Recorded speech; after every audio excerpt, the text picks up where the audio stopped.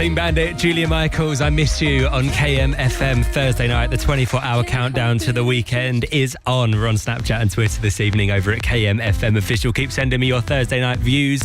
And George Ezra is back. He's got a huge new single called Paradise alongside an album called Staying At Tamaras.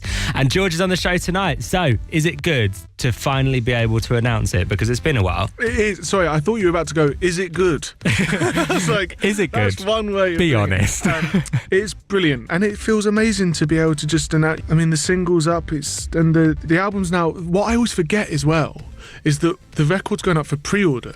So in the meantime, you know, between now and then, people can kind of commit to it, enjoy the singles, and yeah, it's all cooking, and it feels brilliant that we're finally going with it. And it's recorded in a load of weird places. First of all, KMFM is based in Kent, so you need to tell me where the Cornflower Shed in Kent is, just so all the big George Ezra fans can do these like little Hollywood tours past this Cornflower Shed. Do you know where that is? I do indeed. So actually, I recorded the record in Clapham, but it was where I went to write, you know, was all over the place. I was actually in Whitstable. That's on the Kent coast, isn't it? Yeah. If you saw sea, then I can imagine. Yeah. And then you had a pig farm in Norfolk, a converted cow shed in North Wales. Yes. And I read somewhere that you went on a nudist beach. I feel like I need more to that story.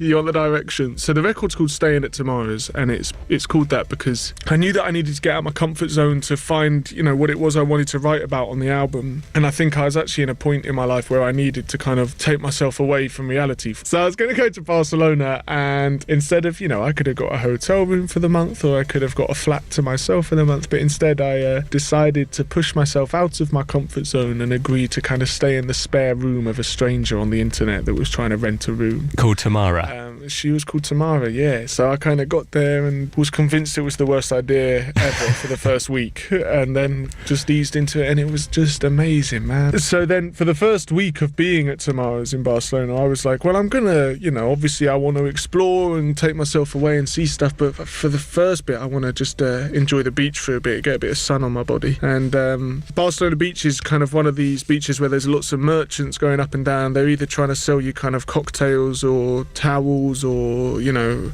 henna tattoos, and it might surprise you to hear I wasn't in the market for any of the above. Oh no, what a shame. So I could see on the far right of the beach was much quieter, and the merchants didn't really go down that way. So I was like, that's perfect, I'm going to go down there. And I set up, put my towel out, put my headphones in, happy as Larry, and about half an hour later, I think I was reading, and I just looked up, and this guy was giving me a really weird look. And I realised it's because I was invading the space of the Nudists, because they had their end of the beach, and there I was with my shorts on, while all of them were kind of enjoying the freedom of being completely... So what happens then? Do you whip off the shorts or do you move?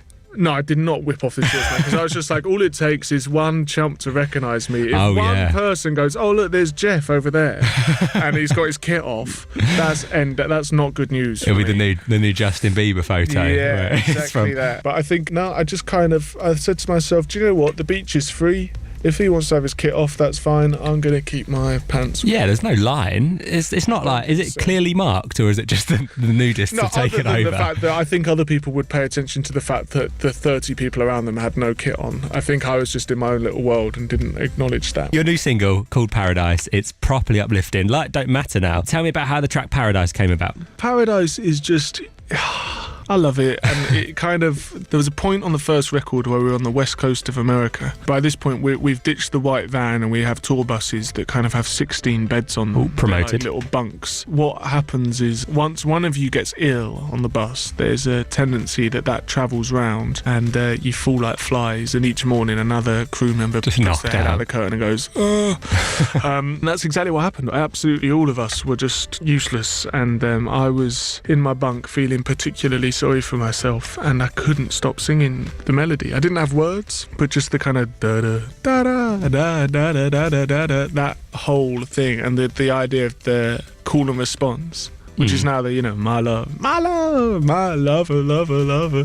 I just couldn't stop singing it. Left it months, but, I didn't think about it, and then came back to it and just wrote the rest of the song. I love the fact that Paradise, a song called Paradise, originally came from being on a tour bus full of sick people. It's like the ultimate contrast. It's a song not necessarily about a particular relationship, but more just the effect that love has on your psyche. George Ezra is hanging out on the show this evening. We'll hit play on your new single Paradise right after the song that basically started it all, really. It's Budapest on KMFM. Miles in Budapest. George Ezra, Budapest on the hit list on KMFM Thursday night. You're listening to Glen Scott, and George is hanging out on the show this evening. Now, we need to talk about your Twitter, because a lot of people got to know you through your Twitter. Me. When someone says that, I feel, just you wait. It's like an amazing unlimited stream of consciousness. We need to talk about Geoff. You obviously referred to yourself as Geoff earlier. A lot of people have a lot of questions. Is this like your Beyonce Sasha Fierce? It's probably a touch less glamorous. It's more right. So when I started out, I was about 18, 19. I started doing gigs, mostly, in the west of England, and then it kind of grows slowly, and different publications start writing about you, or DJs and things like that start talking about you.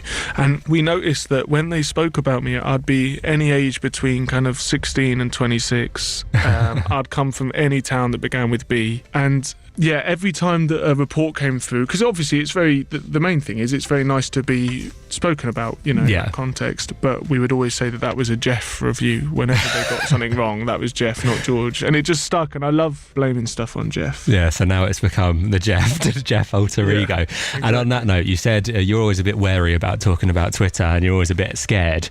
Yes. So what I've done is I've got some of your tweets, and I want to play a game of George or Geoff. And basically, I'm going to read out a tweet. You have to say whether it was actually you or whether it's a fake tweet, whether it was Geoff. You ready? Okay, nice. Let's start with, I've been sending positive emails and random nudes to myself all day. That's George. Is it? Yes, that is correct. That stinks of one of my tweets. Your next one, I miss Zayn. I think that's George. That's a Geoff. Oh. That's a secret Geoff tweet. Your next one, what a wonderful hat. Geoff. That is definitely a Geoff tweet. Okay, your next one, this is my Ed Balls moment. That's George. That is George. I remember doing that. Your next one, when is Chico time? That's George. That's a Geoff. Your next one, I swear George Ezra is so annoying on Twitter, I'm going to unfollow. That's George. That's becoming very self-aware at that moment. Yeah. And your final one, I think this is probably my favourite one that either I've made up or you've tweeted, got my lucky thong on. Now I'm in a situation here because I really want to say that that's Geoff, but I think it's George. That was 100% you. God!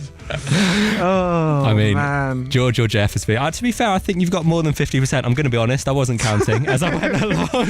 I'm going to go and dig out that thong tweet and give it a retweet later on. I'm going to search it now. I'd love it if it's not just me that's tweeted this. The 29th of the 3rd, 2015, I'm retweeting that. George Ezra, got my lucky thong on. And on that note, now that you've got your lucky thong on... check out my Twitter, that's at the top of my feed now. It's all you need in life. And on that note, now that you've got your lucky thong on, we're going to hit play on Paradise on KMFM. Thank you so much for hanging out on the show. Not at all, thank you for having me. And can I leave you to introduce it, please? Absolutely. Ladies and gentlemen, my name is George Ezra, and the next song that you're about to hear is my brand new single, and it's a song called Paradise, and I hope you enjoy it. My love, my lover, lover, lover, I'm in paradise whenever I'm with you.